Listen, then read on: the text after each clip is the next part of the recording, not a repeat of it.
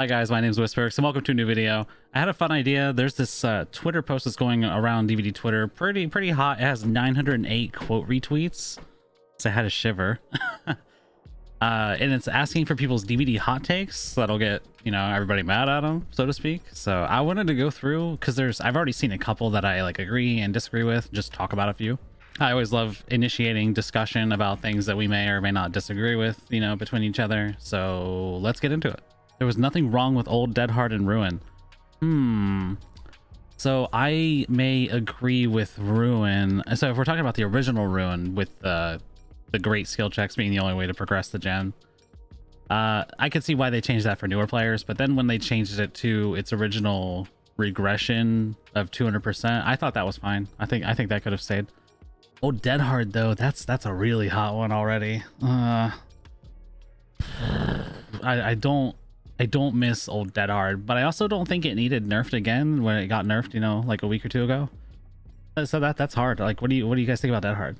The fact that killer players get in these elongated chases and get you with Bloodlust 2 or 3, and that's the only reason, does not make them skilled in any way. I agree with that. I think if you just play every chase with Bloodlust, you're not really learning how to chase as killer. There's pallets that you do and don't kick, right? But if you're bloodlusting at every opportunity, I feel like you still have a lot to learn as killer. A game that's got overly broken perks on both sides is more fun than a balanced game. Yeah, that's a really hard one to swallow. This is definitely a hot take because I feel like most people would disagree with that. But I think we're approaching balance more and more as these updates come out, and people are finding that the game might become stale because of it. So you kind of need those extremities on both sides. I mean, it's the Stranger Things map. Me too. Circle of Healing rework isn't that bad. I agree. I think it's very good the way it is. It just doesn't help solo queue as much anymore, which is kind of where the issue lies. But as far as its value as a perk, it's still really good. I don't know if this is a hot take, but if Huntress didn't have bad hitboxes, she would be a bad killer. I actually fully disagree with this. I think if the hitboxes on the hatchets were smaller, it would raise her skill ceiling a lot, and you would find that not so great Huntresses would struggle with that change. But the good Huntresses that don't need the current hitboxes, Sully and hatchets, would be hitting you through and over stuff that you couldn't before. So she would actually become a stronger killer and have a stronger, like a higher skill ceiling. I think you can be absolutely cracked at this game and boring to watch. Also, this game is occasionally hilarious if you stop obsessing for a second about that sweet 4K or 4 out. I agree. Unless you're playing in like an event or something where, you know, score matters. I really just don't see the point in worrying about a 4K or 4 outing every game. Like, I mean, that's really subjective though. You know, everybody enjoys things differently. Some people only enjoy by winning, so that's hard. I agree with her though. If you agree with the mindset of play however you want, even if it's at the expense of everyone else's fun, but get mad when survivors kill themselves on hook or DC, then you're a hypocrite. Oh, I mean, I fully agree with that. Like, there's no, I don't think you even can disagree with this statement. However, I'm not sure. I don't personally know anybody or any content creator that does after this. I know plenty of content creators that say play however you want, even if it's at the expense of everybody else's fun. But then they don't turn around and get mad when people hook and like kill themselves in DC. So I'm not sure where this comes from. Maybe they've seen it before, but I definitely, like, if we're looking at the statement itself, I fully agree with that. We need to remove the censoring in post-game chat. This is an M-rated game, and there are killer survivors who intentionally play toxic for the sake of being toxic. Everybody needs to stop protecting the players. Let everybody say what they want and say to them, no matter how bad. Absolutely not. Oh my god. Okay, but you're also comparing play styles to what people can say in endgame chat, and I'm sorry if you think people saying slurs in endgame chat is the same as someone bagging you or hitting you on hook or something. That's oh yeah, snail on a skateboard. Yo, that's sick. Constantly buffing and nerfing perks does nothing to improve gameplay. It does change the meta though. I mean, it makes you see different perks and therefore people have to behave in different ways.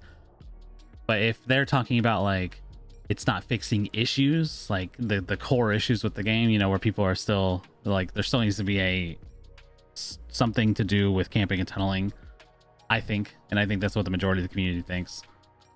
Buffing and nerfing perks doesn't fix that, so I agree with, if they mean that, then I agree with that. But otherwise, I do think buffing and nerfing perks does make things feel fresh, if only for a short while.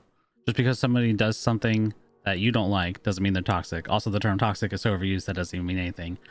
1000% agree. I've been saying that for so long. Like, people just, anything can happen, big or small, like, it doesn't matter. People just slam the word toxic on it, and it's lost its value, because I think originally toxic was supposed to mean something very, very extreme, very bad. You know, I would say real toxicity is like in endgame chat where people are like throwing slurs at each other and stuff. But like, dude, there's just, barring a couple extreme things, like, there's not much toxicity that can happen within a match.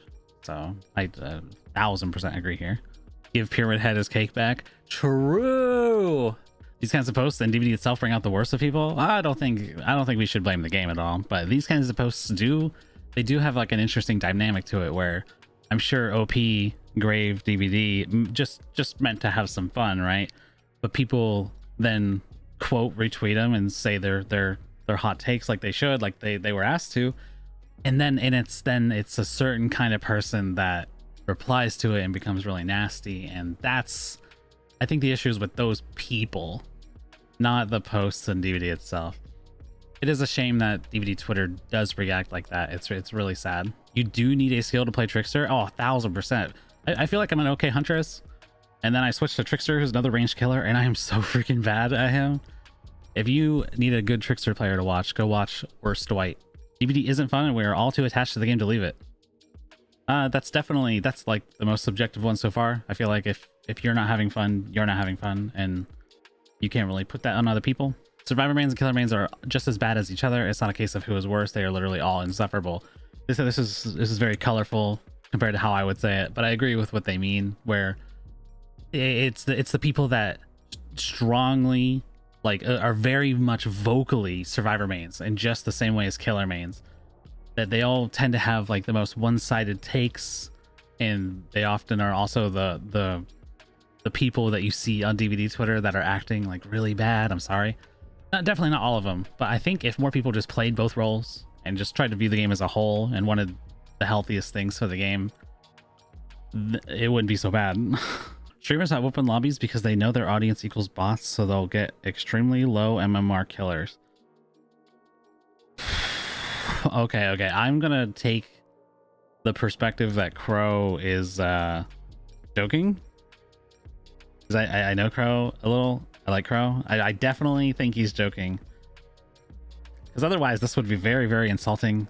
And like, I don't know, I as a streamer play with my community because I want to, because I think it's fun, they ask me to, and it's just a good time for everybody. And I definitely don't always get worse killers just because I'm playing with the randoms in my community. I'm just gonna assume Crow's joking. Survivors aren't overpowered. Your desire to 4K every game is just too high. I definitely think there is a pool of killer players out there that think because they didn't 4K, there's an issue with the game. Like, they don't realize how many games they do win, and then whenever they lose one, they can't just like take an L, or, you know, admit where they made a mistake, or even just admit that like the survivors had a really good map and bad RNG to the killer. It just I do think coordinated survivors at a high level can definitely give killers a really, really hard time, but that's like that's a very extreme one-off thing. I fully agree with her. To address players holding the game hostage, after 20 minutes, increase the gen repair speed by a big percentage. And if there's been no injury for a certain amount of time, start showing all survivor auras, give an exposed timer, increase these effects every 5 minutes. Ooh, okay. So I don't really know if I like agree or disagree with the numbers he's given, because, you know, with that we'd have to like look at that as its own thing. But I do like the idea of, you know, this game is lasting too long. Let's see what we can do to change it, you know, because I don't know, after you get into the 20-minute range, games just start to feel like a chore. Like, at that point, it's not fun. It's just a chore. So that'd be really cool to see something like that. I don't know, like, maybe not necessarily exactly. We'd have to like review it, but that's a cool idea. If you're getting dicked by reassurance, you deserve it. It's one of the only counters to camping other than doing gens, which is a lose for everybody. I agree with that. Yeah, if you're getting hit by reassurance and you're losing kills or the game because of reassurance alone, yeah, that's kind of on the killer. Obviously this doesn't apply to comp DVD. I don't care what they do, and if they disagree, that's like that's its own bubble, you know. I'm not talking about that at all. I'm talking about just normal matches. Yeah, like, people don't want to counter camping by doing gens. That's the whole issue. You know, it's not fun to just sit there and do the gen because the killer's camping. Who's having fun in that scenario? No one. So I agree with her. People need to stop automatically associating P100 with skill. I get that plenty of P100 players will be sweaty, but many people, including myself, just want to max out their favorite character. So freaking true. Like, I think I'm okay with the game, but when I'm playing normal matches, which is like 99.99% of the time, I'm on my P100 Yunjin Lee, and like I'm just goofing around. Like I don't care to escape. Like I just want to like loop the killer, get some saves, and if I die, I die, and I die a lot. I die to altruism. I die to playing like an idiot. I know that P100 means like they've played the game for at least X amount of time to achieve it, but it doesn't matter how good or bad somebody is. The mindset matters more, and not every P100 player is sweaty. I so agree. If the Skull Merchant was a dude, the hate wouldn't be as insane as it is. I do think, yeah, I think there was a really bad reaction to Skull Merchant's design. Like people couldn't handle that it's like a woman. Me and my circle of people, we don't dislike Skull Merchant for any reason other than the way she was designed, you know, 3 gens and all that good stuff. Like that's the only reason. But I agree here where there was definitely some initial hate to her because she's a woman. They should get rid of the DC penalty. Ooh, that's such a hard one. That's such a hard one because I scrolled past. I don't think I read it. I scrolled past it, but it was like, I bought the game to have fun, and if I want to DC because I'm not having fun, I'm allowed to. And I agree with that. So I think if you DC a lot, there should be some sort of penalty, because even though you're looking out for yourself, as you should, you're also affecting the experience of other players. And so, and I don't think that's fair to the people that don't DC at all, or much less than you do.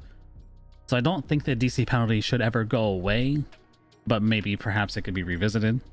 People can play and prestige whatever character they want, TBH, who gives a shit. Yeah, I agree with that too. Like, I might not like playing against the Skull Merchant at night, and, you know, I might think Megs are goofy and all that good stuff, but that doesn't make the person who does enjoy that character a bad person. Like, if they enjoy that character, that's where it ends. Like, they enjoy it, and that's fine. Don't like the design of it rather than don't like the player, you know? Lightborn rewards bad killers for not checking their surroundings when survivors have flashlights or manage the CJ tech. Ooh, so I don't agree, but not because I disagree with where she's coming from. I think Lightborn is effectively a nerf to the killer player running it, because once the survivors know that you have Lightborn, most of them will just do gens and just try to just GG next because they know that they can't have fun with this killer. Killers are allowed to run Lightborn if they want, but I do think that Lightborn is like effectively nerfing themselves, because then you're not encouraging survivors to waste their time. Like, I think if you run Lightborn and you're not running it for the memes or for, you know, for a ha ha ha ha, like, just face the wall. Learn how to bait things, learn how to face the wall, and you will get so much value out of people like this person and myself goofing around going for plays. So I disagree with this exact statement, but I know where she's coming from. All right, and that's all I got. I think I've scrolled through enough of them. This stuff's really fun to read. I really enjoy seeing how different people feel about different things in Dead by Daylight. I really like having discussions about all the different various things that we can. I haven't hidden any names because even if I fully straight up disagree with what somebody says, I don't think that makes them a bad person, and this video should be a representation of what a civil discussion looks like. You know, there are a few in here where I was like, no, absolutely not, I fully disagree with you, and that doesn't mean I dislike that person, you know? So make sure you let me know if you agree or disagree with anything I've said in relationship to what they've said. You know, get a snowball of reactions going, I guess. That's all I've got. Thank you for watching. I'll see you in the next one.